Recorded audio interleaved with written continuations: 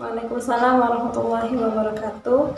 Perkenalkan, saya Sri Supiati, biasanya dipanggil Bunda Cici. Usia saya saat ini 30 tahun dan alhamdulillah sudah dikaruniai 2 orang anak. Yang pertama perempuan dan yang kedua laki-laki. Saya agen BBH Danaina dari Majalengka, tim Bunda Risja.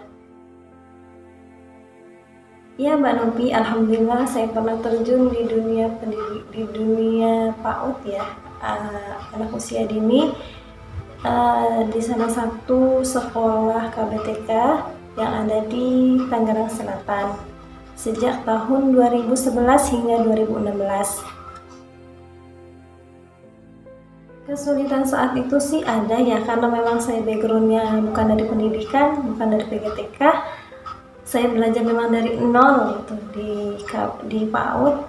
Kesulitannya salah satunya yaitu yang pertama membuat RKH dan RPP, yang kedua mentreatment anak yang mengalami tantrum, yang ketiga mengatasi anak menangis ketika datang ke sekolah ditinggal orang tuanya, ditinggal ayah dan bundanya atau pengasuhnya.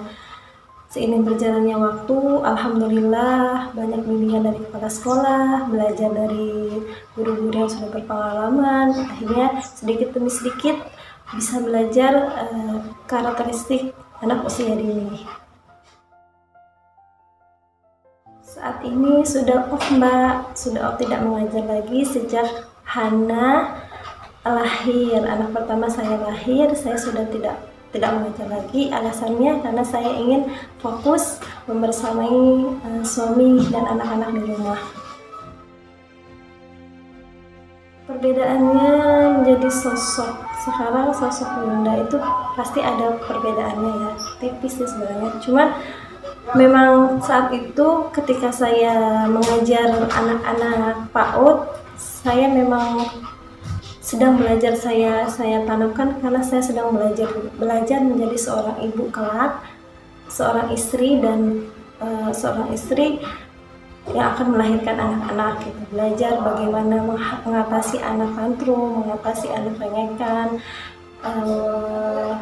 Intinya saya belajar lah gitu ya. Saya nggak di situ, saya belajar gitu kan, sehingga ketika saya punya anak punya pengalaman lah gitu di bidang itu gitu. Jadi nggak terlalu kaget, cuman memang terus belajar dan belajar karena memang berbeda ya ketika mendidik anak orang lain dan mendidik anak diri sendiri itu banyak perbedaannya. Kalau anak orang lain tuh ya anak-anak PAUD dulu tuh kok nurut-nurut gitu sama gurunya, ketika mendidik anak sendiri kok banyak dramanya gitu. Memang itu tantangan, salah satu tantangan sebagai orang tua.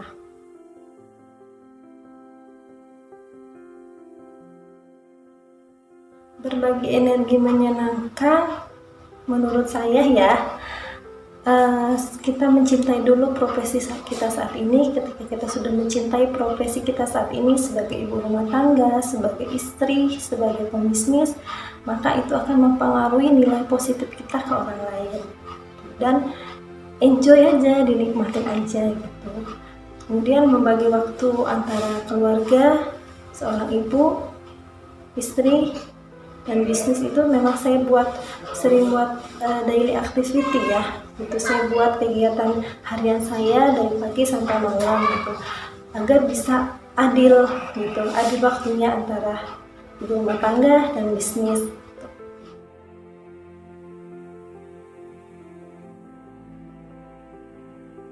Ada sih ya saat itu, waktu pas pandemi itu kan anak-anak parno juga saya kan, anak-anak saya kurung gitu kan, nggak boleh keluar, yang biasanya keluar gitu udah setiap sore main gitu kan, tiba-tiba dikurung gitu, bosen katanya, Mi aku pengen keluar, aku pengen main. Akhirnya seiring berjalannya waktu ya keluar cuman paling ke sawah gitu kan. Ya mereka memahami bahwa kondisinya saat ini ada pandemi gitu.